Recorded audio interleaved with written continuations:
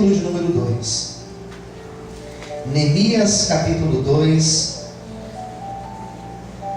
Precisaríamos ler todo o capítulo, porém, para nós ganharmos tempo, eu vou ler 2 versículos apenas. Versículo 17 e o versículo 18. Neemias, capítulo de número 2.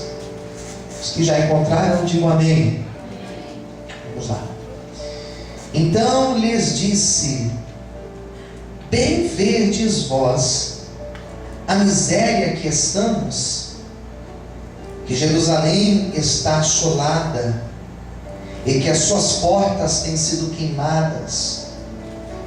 Vinde, pois, e reedifiquemos o muro de Jerusalém, e não estejamos mais em opróbrio.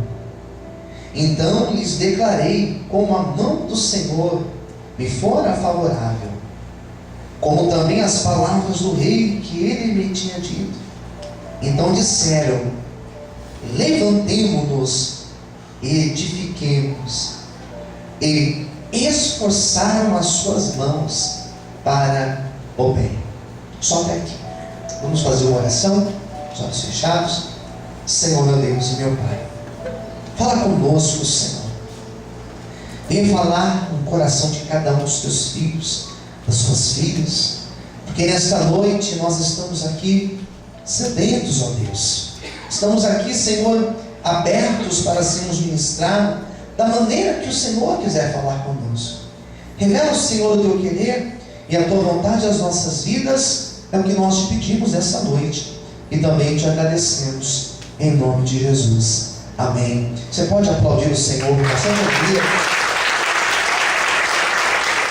Vamos fazer as palmas também.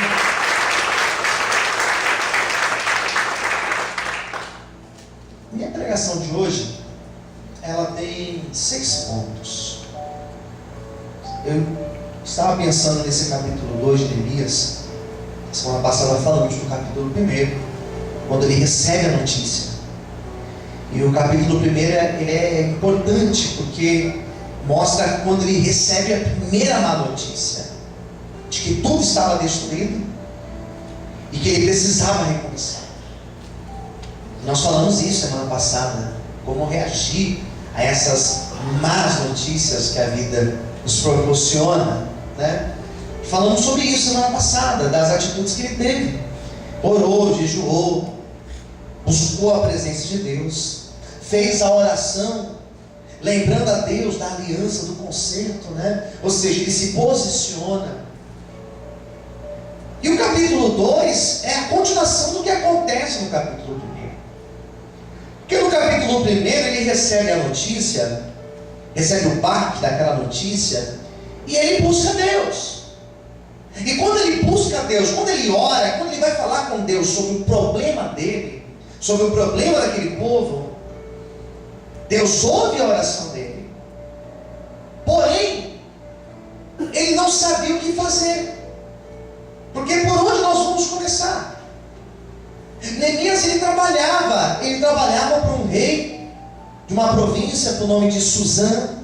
Ele trabalhava para esse rei Artaxerxes. Ele não tinha o que fazer. Ele estava, a expressão que eu vou usar, você vai entender perfeitamente. Ele estava com as mãos atadas. Tinha um problema, tinha boa vontade, mas não sabia o que fazer. Isso é terrível. Você tem um problema na vida, você tem o desejo de resolver esse problema, mas você não sabe como fazer. Isso é terrível, queridos. Porque às vezes a pessoa tem um problema, mas ela não tem atitude. Às vezes a pessoa tem um problema, mas ela está acomodada. Eu não estou pregando aqui para pessoas que estão acomodadas. Se você está acomodado, me desculpe, mas a primeira coisa é sair do conformismo. Quem está entendendo, diga amém. Mudança é sair do conformismo. E eu acredito que se você saiu da tua casa para vir até aqui, é porque de certa maneira você já saiu da tua zona de conforto. Poderíamos estar no sofá da nossa casa. Porém ele recebe a notícia e ele fala: e agora?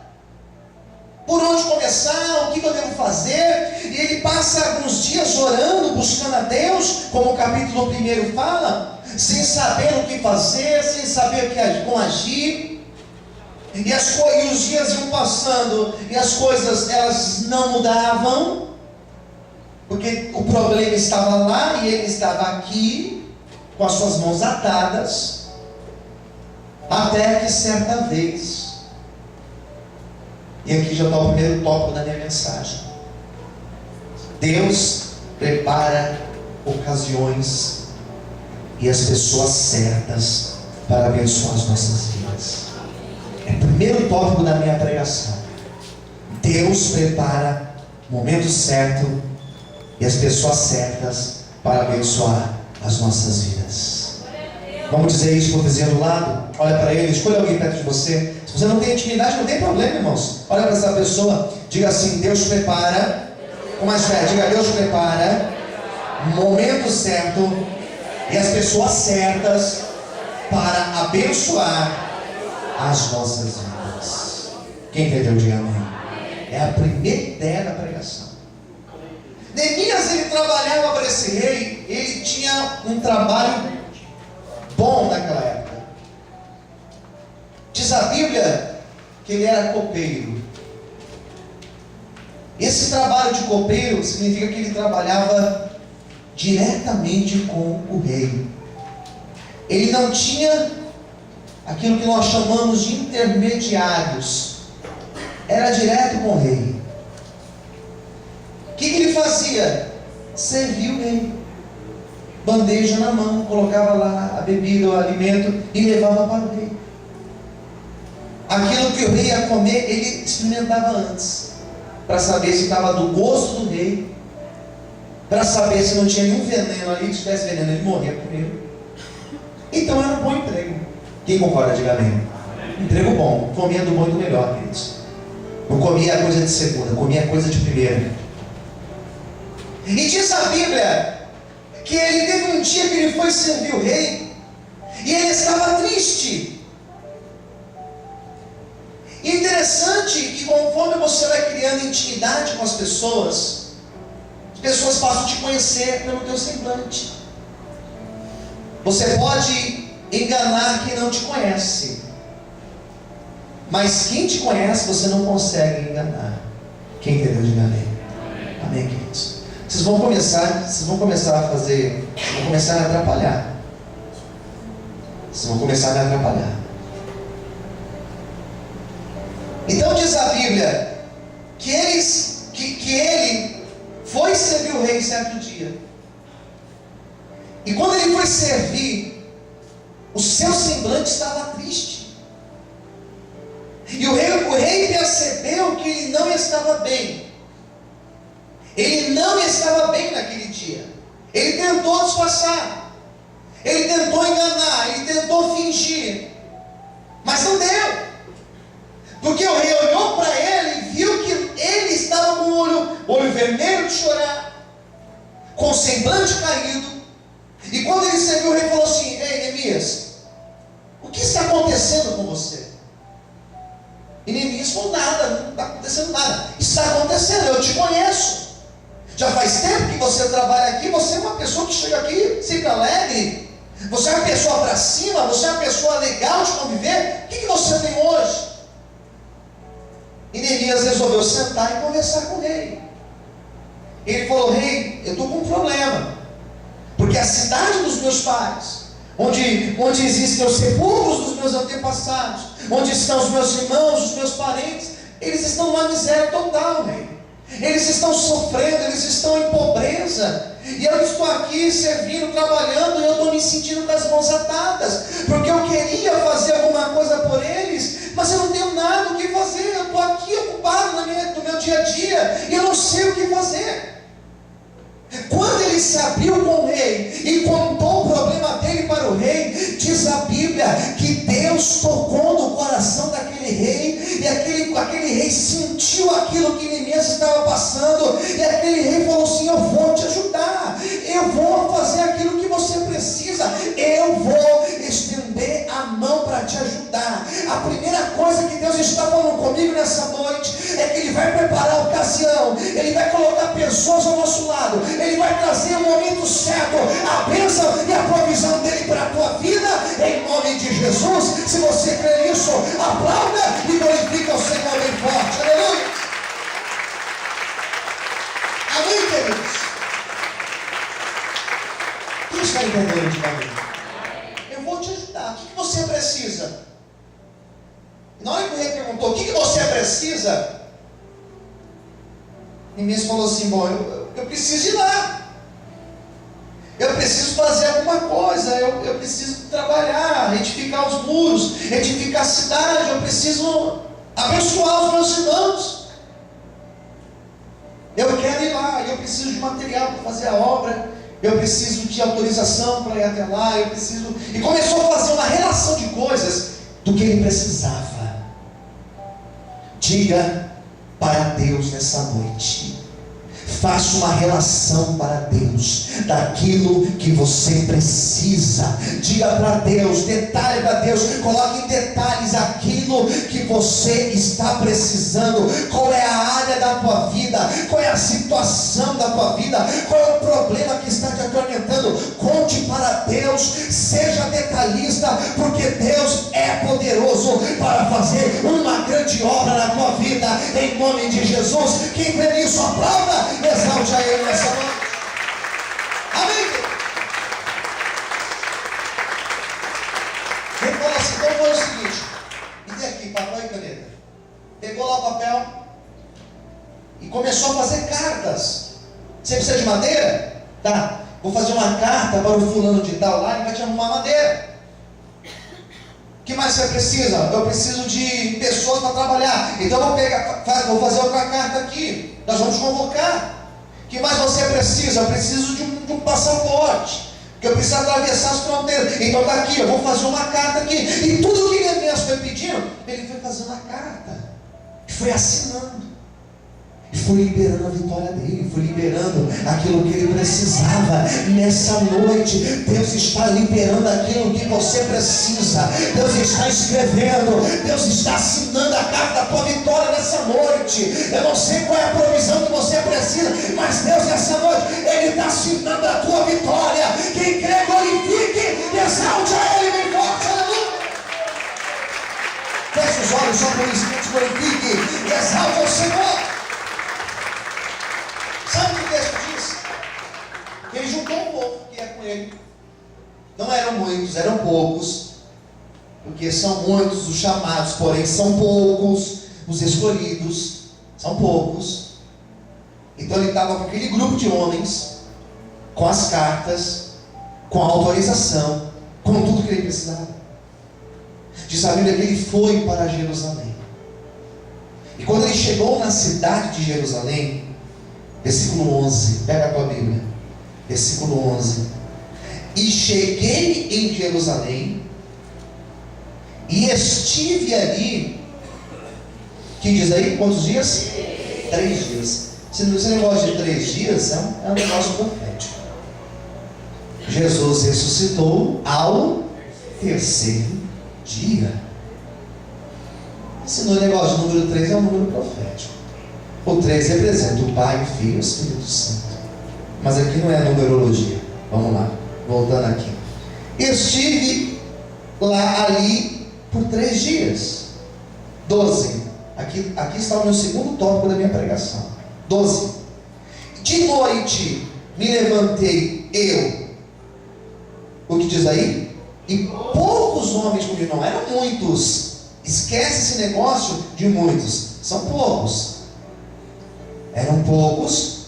E olha o que diz: e não declarei a ninguém o que o meu Deus me pôs no coração para fazer em Jerusalém.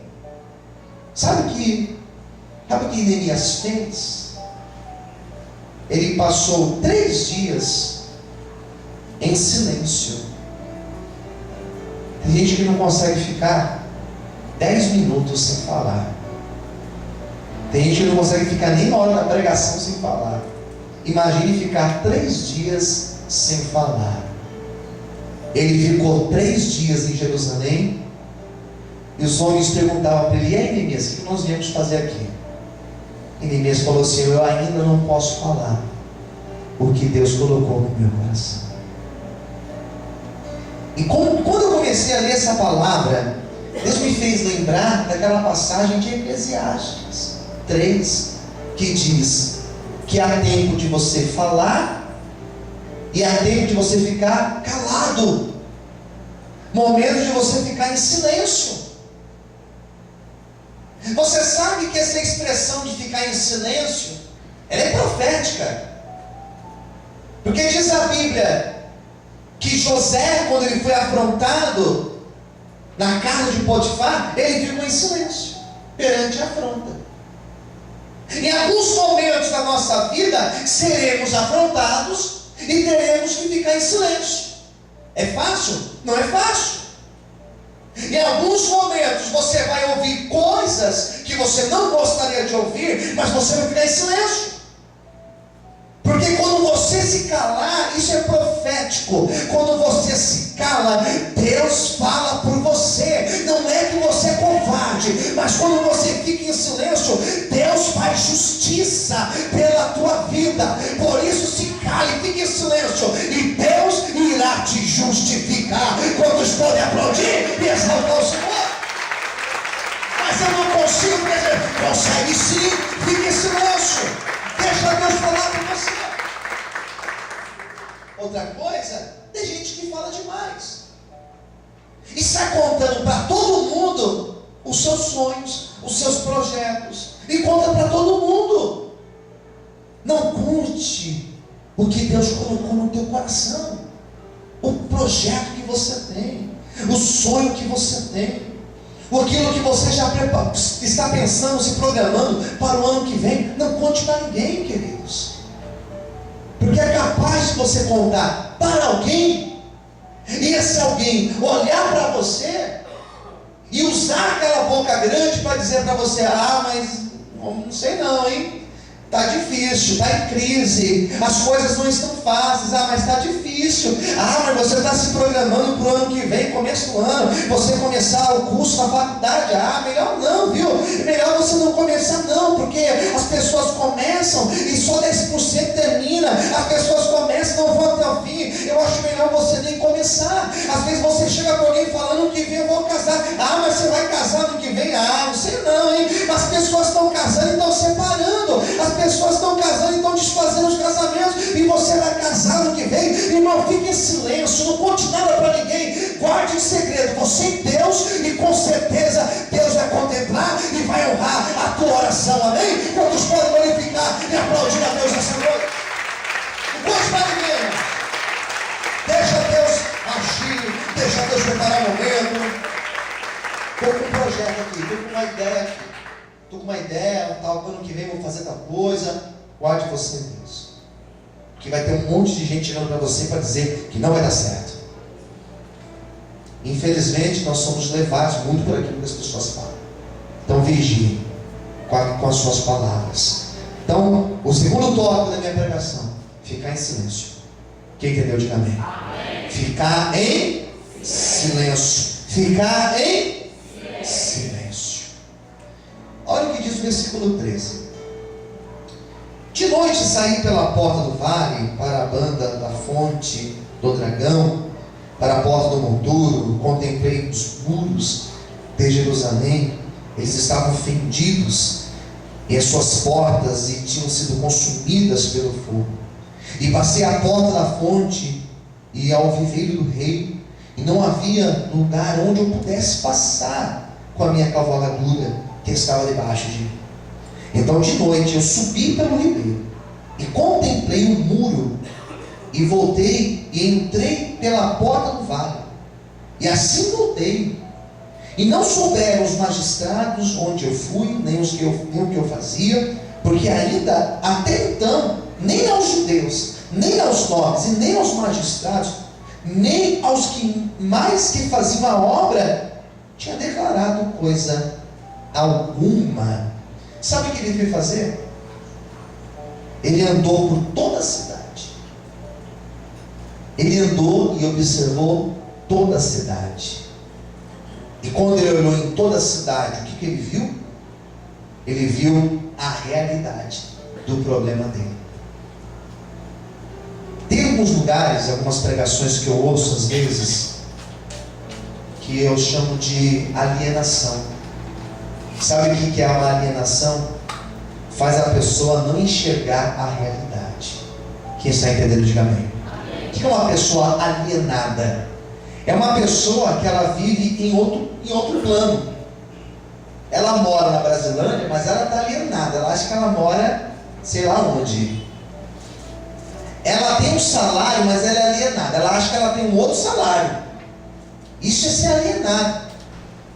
Tem muitas pessoas que estão na igreja, elas são alienadas. Elas estão na igreja e ela acha que ela já mora na Nova Jerusalém, nas ruas de ouro. Mas ela mora aqui na rua de baixo. Mas ela acha que já mora no céu. E ela acha que ela é um anjo. Você não é um anjo. Parece um anjo. Apesar que tem alguns que não parecem tanto assim. Estou brincando. Parece um anjo, mas não é anjo. Nós não somos anjos. Você tem fome, você tem sede, você tem frio, você tem calor. E como temos calor? Quem sentiu calor hoje? Todos nós. Eu queria estar aqui o dia inteiro, nesse ar-condicionado. Ou seja, somos feitos de realidade. Neemias, quando andou naquela cidade, ele observou toda a realidade do problema. Ele viu o problema. Ele sabia que ele tinha um problema. Eu não estou aqui pregando para você que você, irmã, não tem problema. Eu não estou aqui, irmão, dizendo para você que a tua vida está mil maravilhas, sendo que não está mil maravilhas. Eu estou aqui dizendo, nós temos um problema. E como temos, todos aqui têm. Nós temos um Deus poderoso também. Nós temos um Deus que é grande. Nós temos um Deus que pode estender a mão dele e mudar a nossa vida e a nossa história nesse dia de hoje. Neemias enxergou a realidade, mas ele enxergou não com os olhos carnais, mas ele enxergou com os olhos da fé. Ele viu os muros derrubados, ele viu a cidade queimada, ele viu tudo destruído, mas cada passo que ele dava, ele dizia, está tudo destruído, só que nós vamos reconstruir tudo, nós vamos dar a volta por cima, nós vamos conseguir ver essa cidade transformada. E é isso que nós precisamos fazer, olhar para a realidade, mas profetizar. Está difícil, só que Deus vai me ajudar. Está difícil, mas Deus está comigo. Está difícil, mas eu sei que Deus vai me ajudar a reconstruir meu casamento, reconstruir a minha vida financeira, reconstruir todas as áreas da minha vida. Quem crê nesse Deus, levanta a mão, por favor, aplaude e exalte o nome dele. Enxergar com os olhos da fé. Eu enxergo o meu problema. Eu enxergo. Mas eu sei que vai dar certo. Porque Deus está no controle de todas as coisas. Amém, queridos? Quem entendeu, diga amém. Então, o meu terceiro tópico é a visão da realidade da vida, dos problemas, porém, com o olhar da fé. E nós precisamos de fé. E como nós precisamos, irmãos? Para viver os tempos que nós estamos vivendo, precisamos de muita fé. Quem concorda, diga amém. Amém. Como precisamos. Versículo 18. Ou melhor, 17. Então lhes disse. Agora ele contou. Primeira vez agora que ele vai falar. Então lhes disse. Bem vedes vós. Vocês estão vendo a miséria em que estamos. Que a cidade de Jerusalém, ela está assolada, ela está destruída. As suas portas, as portas da cidade, elas foram todas queimadas. Vinde, pois, vamos reedificar o muro de Jerusalém, e não estejamos mais em opróbrio. Então lhes declarei, como a mão do meu Deus me fora favorável, como também as palavras do rei, que ele me tinha dito. Então disseram, levantemo-nos e edifiquemos, e esforçaram as suas mãos para o bem. Então diz a Bíblia que quando ele viu toda aquela realidade, e que Deus falou com ele, conte para eles tudo que eu tenho feito. Neemias começou a dizer, como a mão de Deus tinha sido favorável a ele, como Deus tinha conduzido todas as coisas. Quem está entendendo? Diga amém. Neemias contou como o rei foi instrumento de Deus na vida dele. Neemias contou como Deus preparou as portas e foi abrindo as portas. Neemias contou como Deus levou o irmão dele lá em Suzã para falar com ele. Neemias começou a testemunhar. Para que serve o testemunho? Para que a gente lê o testemunho? Por que você vem aqui na frente testemunhar algo que aconteceu na tua vida? Por quê? Nós fazemos isso simplesmente para glorificar o nome de Deus? Não. Nós fazemos isso para dizer para aquele que não está crendo: olha, Deus é poderoso, porque Ele fez na minha vida, e se Ele fez na minha vida, Ele pode fazer lá no teu filho também, Ele pode fazer na tua casa. Se Deus fez no meu casamento, Ele pode fazer também no teu casamento. Se Deus me libertou do vício, Ele também pode te libertar do vício. Se Deus mudou a minha condição, Ele também pode mudar a tua condição. Quem está entendendo? Diga amém. Neemias começou a testemunhar tudo que Deus tinha feito na vida dele, e aqueles que estavam ao redor, que não estavam crendo, começaram a crer. Essa palavra é profética, porque tem um tanto de gente ao meu lado, ao teu lado, tem um monte de amigo, vizinho, parente, que estão ao nosso redor, que não creem em Deus, não creem mais nada, não tem mais fé nenhuma, mas Deus, Ele vai usar o teu testemunho, Ele vai usar a tua vida, e a tua vida, ela será uma vitrine do poder de Deus, porque Deus vai te usar como exemplo para outras pessoas, para que eles possam olhar para você, eles possam dizer: aquele irmão ali, aquele jovem é vencedor.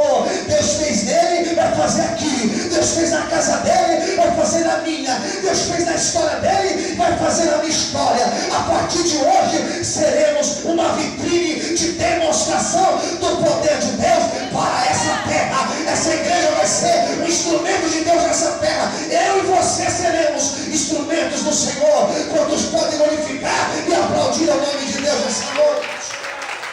Fala assim: Deus, eu creio. Ah, Deus, eu recebo. Diga assim: Deus, é para mim, eu tomo posse, Senhor. Eis-me aqui, Senhor. Aleluia.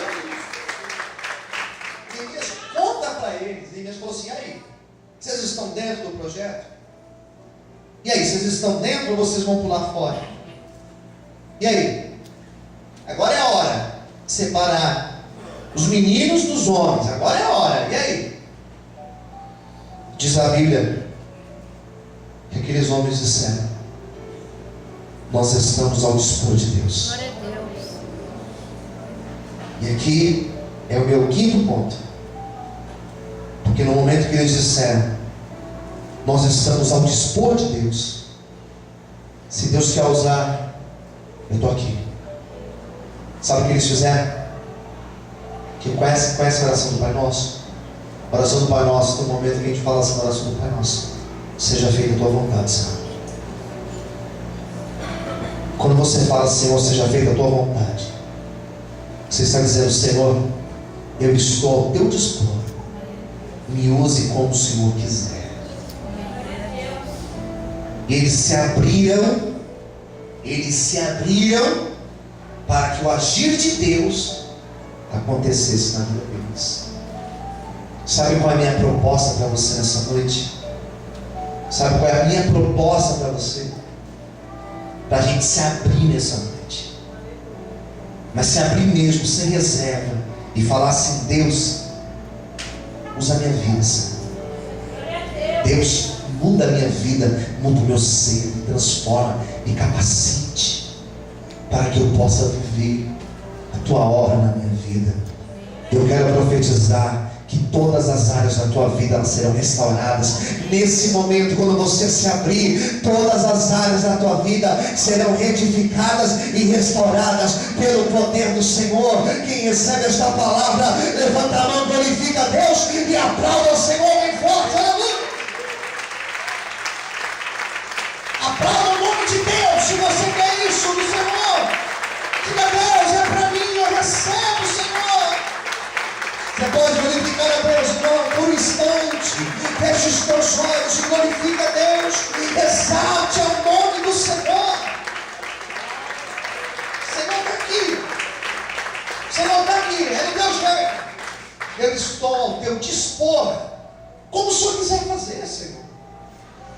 tirar, tira. Quer fazer, faz. Quer me levar, me leve. Quer me trazer, me traga.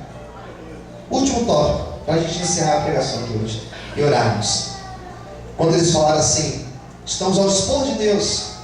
Olha como encerra o versículo 18. E esforçaram as suas mãos para o bem. E esforçaram as suas mãos para o bem. Vamos dizer isso junto? E esforçaram as suas mãos para o bem. Mais uma vez, todos. E esforçaram as suas mãos para o bem. Eles falaram assim, Senhor, use as nossas mãos. Nós vamos trabalhar, Senhor. Não é ficar de braço cruzado, é colocar a mão para fazer. E sabe o que aconteceu? Deus fortaleceu as mãos deles. Quando a gente estava com a mão fraca, falando de modo espiritual, quando você está com a mão fraca, onde você põe a mão, você deixa cair. Quando você está com a mão fraca, você põe a mão e o negócio não vai para frente. Tem muita gente vivendo isso, começa e não termina, começa e não termina. Levanta um tijolo, depois fica um ano para levantar o segundo tijolo. Quem entendeu? Diga amém. Em tudo na vida. A partir de hoje, estou sendo um profeta de Deus. A partir de hoje, Deus vai fortalecer a tua mão. Os projetos vão caminhar, vão crescer, vai edificar, vai crescer, vai subir. As coisas vão caminhar diferente, porque nessa noite, as duas mãos para o céu. Guarde bem esta palavra, feche os teus olhos e receba, se assim você crê. A partir de onde Deus fortalece a tua mão esquerda, a tua mão direita, para que onde você pôr tua mão seja abençoado e próspero em nome de Jesus. Bate palma e adore a Deus. Aleluia! Amém, querido? Você pode aplaudir o Senhor? Você pode dar glória a Deus? Deus vai fortalecer as suas mãos a partir de hoje. Semana que vem eu vou pregar. Olha o que diz o 19. O que ouvindo Sambalate, o Horonita, Tobias, o servo Amonita e Gesem, o Arábio, zombaram de nós e desprezaram-nos e disseram: que é isso que fazeis? Quereis rebelar-vos contra o rei? Então lhes respondi e disse: o Deus dos céus, o que nos fará prosperar, é o que nos fará prosperar. E nós, seus servos, nos levantaremos e edificaremos, mas vós não tendes parte nem justiça, nem memória em Jerusalém. Sabe o que diz o texto? Que teve levantes, teve afronta, mas eles tiveram a vitória. Semana que vem eu vou falar isso.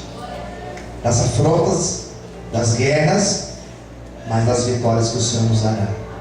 Vamos orar, queridos. Eu convido você a ficar em pé nesse momento. Feche os olhos.